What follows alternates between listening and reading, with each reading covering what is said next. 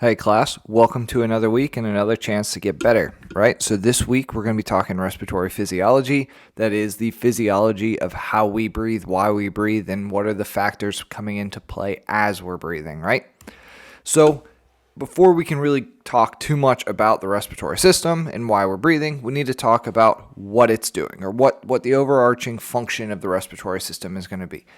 In general, the primary purpose of the respiratory system is we need it to be a site of gas exchange, right? We need it to be a site where we can interact and our body can interact with the atmosphere and pull the nutrients or pull the things out of the atmosphere that our body needs, and then put all the stuff that we don't want in our body out into the atmosphere as well, right? We have a couple different ways we can do this. We can do this with excretion, but we can also do this with breathing. It's going to essentially be the primary effector of our body's ability to use and consume oxygen as well as to give off or to blow off CO2. It's going to primarily occur by two processes. One, we're going to have ventilation. So that's going to be the actual physical movement of air from the environment into the body, from the body into the environment. And then it's also going to be occurring because of diffusion. If you guys remember, and we've talked about it probably 100 times, anytime that we have a movement of particles from high to low concentration, we're going to be calling this diffusion. In general, we've got four major processes that are going to be occurring anytime we're talking about respiratory physiology. First off, we're going to have ventilation. We just talked about it on the last slide, but in reality, ventilation is just the movement of gas from environment to the lungs, lungs to the environment, right? We're going to also have a site of gas exchange, and that's going to be the alveolar gas exchange. So deep inside of the lungs, we're going to actually be having a site of oxygen exchange for CO2. So we're going to be putting oxygen in the blood, and we're going to be pulling CO2 out of the blood. So the third and fourth thing are really going to tie in together, right? So we're going to have circulatory transport. We're going to have blood flow going towards the lungs. And the reason that we have to have that blood flow through the lungs and out of the lungs is because we have to make sure that we're exchanging gases. We have to make sure that we're taking the oxygen that's in the lungs, putting it into the blood, and we're pulling the CO2 out of the blood, putting it into the lungs. That way we can exhale it, right? So four major processes: ventilation, gas exchange, circulation, and then systemic gas exchange. In general, the structure of the respiratory system is going to be divided into an upper and a lower respiratory system. The upper respiratory system is going to include the nasal cavity, the pharynx, and the larynx. The lower respiratory tract is going to involve the trachea, the bronchial trees, and then the lungs itself, right? So if you follow over here, on the left-hand side, you can see that we've got the nasal cavity up inside of the head. The pharynx and the larynx are going to be within the throat, the upper portion of the throat. And then we're going to get into the lower respiratory tract, where our trachea kind of splits into two primary bronchi, and then we're going to have bronchioles in our lungs as well, right? The lungs are kind of an interesting organ. What they're going to be doing is they're going to be sitting inside of the chest. So they sit above the diaphragm, but below the clavicles, right? Like they're literally sitting on either side of the heart, inside of the chest. They're actually going to be wrapped in a set of membranes that are going to be called pleura. So we have a parietal pleura and we have a visceral pleura. The parietal pleura is actually going to be what's kind of wrapping around the lungs and encasing the lungs. And then the visceral pleura is going to be actually adhering to the inside of the thoracic cavity. And the reason we have that is to decrease friction. So there's actually a layer of fluid that lines these two membranes and allows the lungs to move without friction, right? If you've ever been exercising and felt that or tasted that blood throat kind of feeling, that's actually pulmonary effusion, and that can be a small tearing away of that pleura, right? So pleural effusion means it's a tearing away of that pleural lining. We can break the respiratory system down into two different functional anatomy structures as well. We can have the conducting zone and the respiratory zone. The conducting zone is going to be anywhere that the air, anywhere that the air passes through. And then the respiratory zone is technically going to be anything that has alveoli. So it's anywhere where gas exchange can technically be occurring, right? If we're in the upper part of the respiratory tract, we're not going to have alveoli, conducting zone. As we move into the trachea, still it's going to be conducting zone. And it's not until we actually get into the lungs where we're going to start having some of that respiratory zone or that gas exchange actually occurring. So what does the conducting zone do? It's not just a passageway, right? If it was just a passageway, that'd be way too simple and we wouldn't give it a really cool name like conducting zone. Essentially, what it's going to be doing is controlling the amount of air and the warmth of the air that's going to be getting into our lungs. So essentially, the air, in order to get through the trachea, air actually has to pass through the epiglottis. So it actually has to pass past the vocal cords, through this like valve opening, in order to make it into the lungs. You can actually breathe, you can exhale against a closed epiglottis, and that's called Valsalva. It's like if you take a big breath and you forcefully expand and contract your abdominal wall. That's Valsalva. People do it when they're squatting and stuff like that, or benching. The trachea is really going to be a passageway that gets split into two, right? So we're going to take this trachea, this single passageway, and then split it into two primary bronchi. You're going to have a right primary bronchi that's going to go to your right lung, and you're going to have a left primary bronchi that's going to go to your left lung. During this time, as we're passing air all the way down through, like into our nasal cavity, down our trachea, into the primary bronchi, and into the lungs, we're actually going to be doing a couple of things. So we're going to be filtering out particulates. So we're going to be trying to pull as much crap out of the air as we can so that we're not putting it into our lungs. And then we're also going to be warming and humidifying the air. If we're not warming and humidifying the air, we can actually cause stress on those alveoli and actually damage them. So what about the respiratory zone, right? We know we have conducting zone. What about the respiratory zone? Well, this is going to be the site where gas exchange is actually happening because it's where our alveoli are going to be. What's really kind of crazy to think about, and I've never looked this up to make sure that it's completely accurate, but we're going to go with it because it's what the textbook says, right?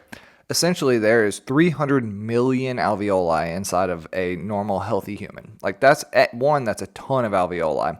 But two, what's really cool about this is that it's going to dramatically enhance the surface area. By having so many of these little alveoli inside of the lungs, we're able to make the lungs feel bigger.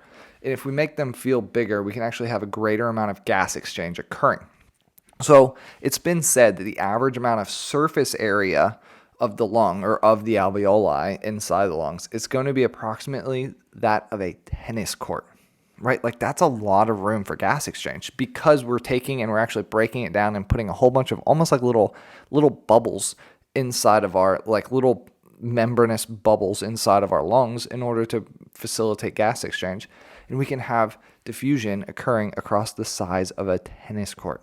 That's crazy, right?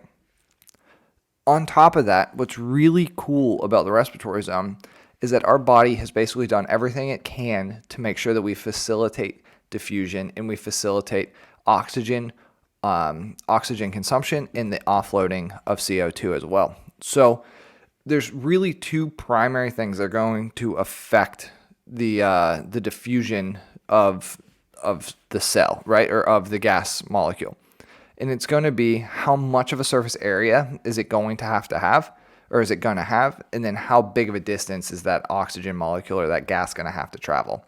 In our entire total diffusion distance is only two cells.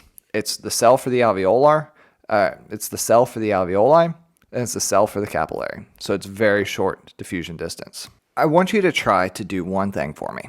Go ahead and take a breath.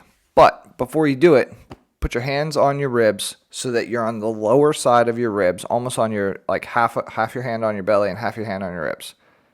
And I want you to take a deep breath. Right? You feel how there's an expansion. You feel how there's movement, there's tension that's being developed, right? Try to take a breath without feeling that tension. Right? Like it's very difficult to try to do. It's very difficult. So I want you to try one thing for me. I want you to take your hands. I want you to put your hands on your ribs, but on the lower section of your ribs so that you almost have half your hand on your ribs and half your hands on your abdominal wall. And I want you to take a breath in. You feel how that there is actually a movement occurring. Well, that movement's going to occur, and that's what's going to largely drive the flow of oxygen into, or the flow of gases into the body or out of the body. The movement of air from the environment into the body is something that's going to be called bulk flow. And bulk flow is it's a term that refers to a movement of molecules down a pressure gradient through a passage. That's what bulk flow means. So we're going to bring air into our body via bulk flow. This mechanism is really what's going to, or this movement of the body is really what's going to allow us to change the rate at which we're bringing in gas and at what we're exhaling gas with. So inspiration is really just the body's ability to bring air in, right? It is our inhalation. So inspiration occurs when the diaphragm contracts. So the diaphragm will contract, and you'll see that the diaphragm it goes from regular to curved down. Diaphragm contracts, boom. When that diaphragm contracts down, we also get muscular movement to bring the ribs up and out. And when we bring the ribs up and out with the diaphragm curved down, we actually increase the amount of volume that our lungs can occupy. We increase the amount of space that our lungs can occupy. And what that does is that decreases the intrapulmonary pressure. So we decrease the amount of pressure that's on the lungs and allow the lungs to fill. So that's just at rest, right? Our diaphragm contracts down and we have small muscular movement to allow the ribs to move up and out. That's at rest.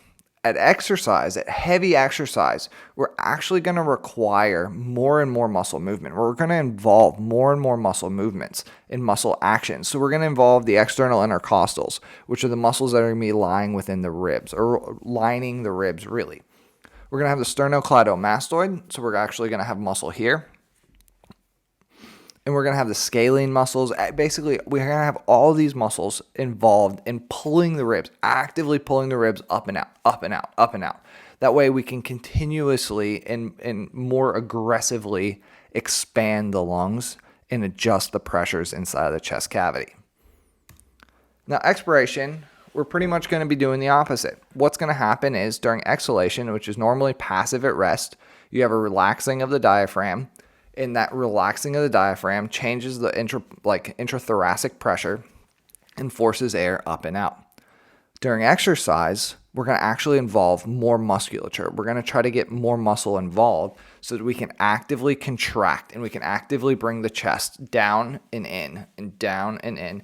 And we can also bring the abdominal belly, or the belly, up and out and down and in, right? So we're going to actually contract and draw all of these muscles in so that we can force air out.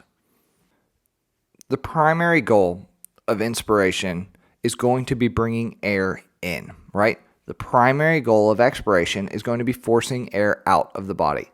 We're going to do this with muscular contraction. We're going to do this by changing thoracic pressures, all of that, right? Once we get that air into the body, how are we going to control it? Or how are we able to manipulate the ability of the body to bring air in or to expire air out? Well, a lot of it comes down to Dalton's law, but some of it comes down to airway resistance, right? The ability to actually take and draw air in down a passageway via bulk flow is going to be dependent on that passageway, right? We're going to have a way to bring a tract for which we can bring air in through the environment, in from the environment into our body.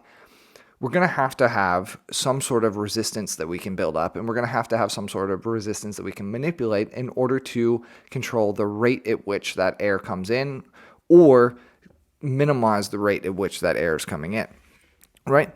Just like we had circulatory resistance, we're going to have an airway resistance. And the equation for airway resistance is pressure 1 minus pressure 2 the difference between pressure 1 and pressure 2 divided by the resistance. So pressure 1 and pressure 2 is a pressure difference at the ends of the two passageways, right? Here it would be at the sinus cavity, or at the site of inspiration, primary site of inspiration, which is where we're going to be bringing air into the body first through the nose or through the mouth. And then all the way down at the end of the bronchioles is going to be the pressure difference, right? So we need to know what that pressure difference is. We need to know what the environmental pressure is as well as what the pressure inside the lungs is going to be. The greater that difference, the greater the propensity of air to move down. We know this, right? It's just diffusion gradients. It's concentration gradients, if you will. The resistance is what is going to be more manipulated. It's what we're going to be actually able to manipulate. And it's controlling the diameter of that airway. So as we reduce the diameter of that airway, we're actually going to be restricting airways and increasing pressures. Something that happens during asthma or when you take a rescue inhaler is you bronchodilate, right? If you have asthma, then you have bronchoconstriction. At certain times, you have like spasms that cause bronchoconstriction, and it makes it harder to breathe. You take an inhaler, right?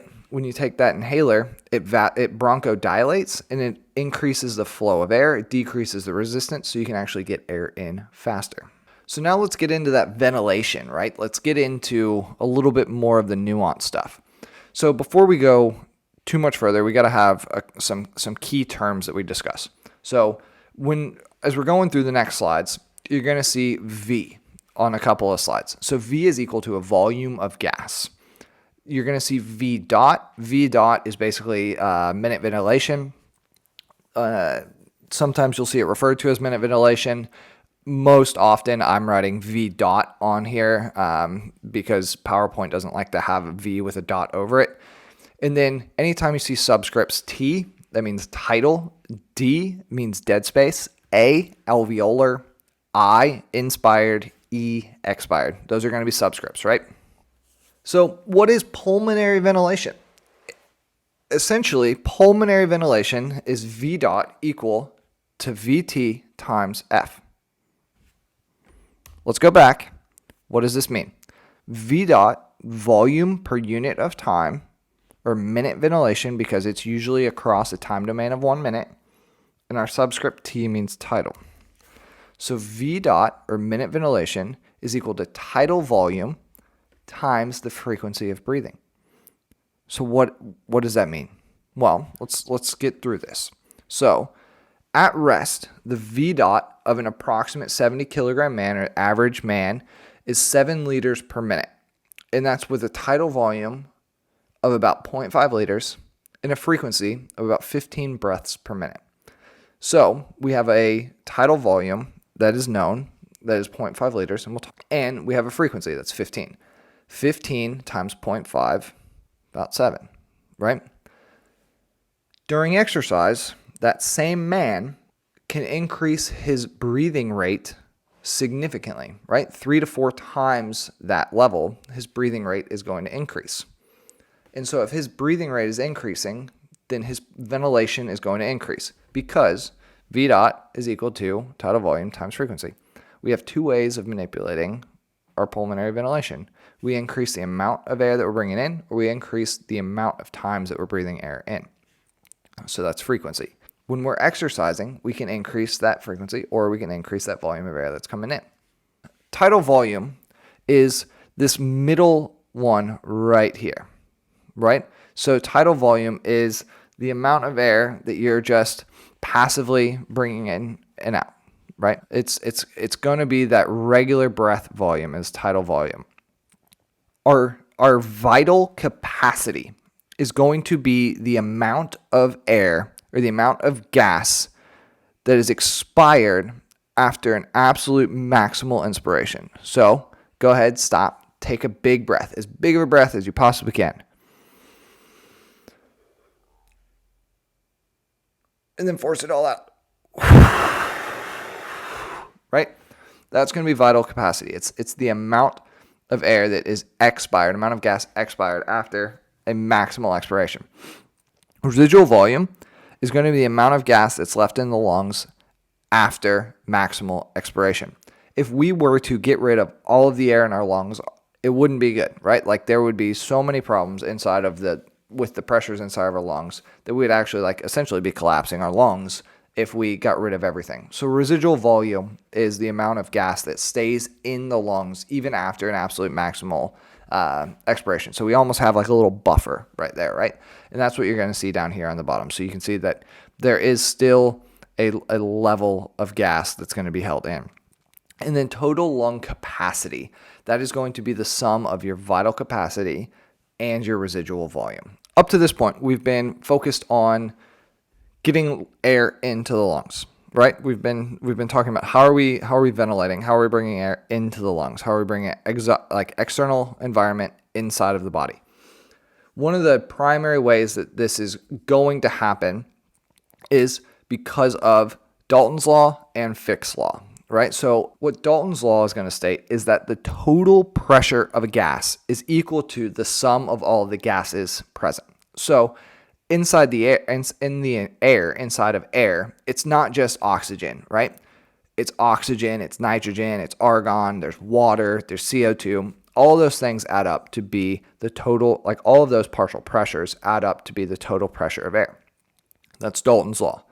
Sum is equal to all the parts. Pretty simple.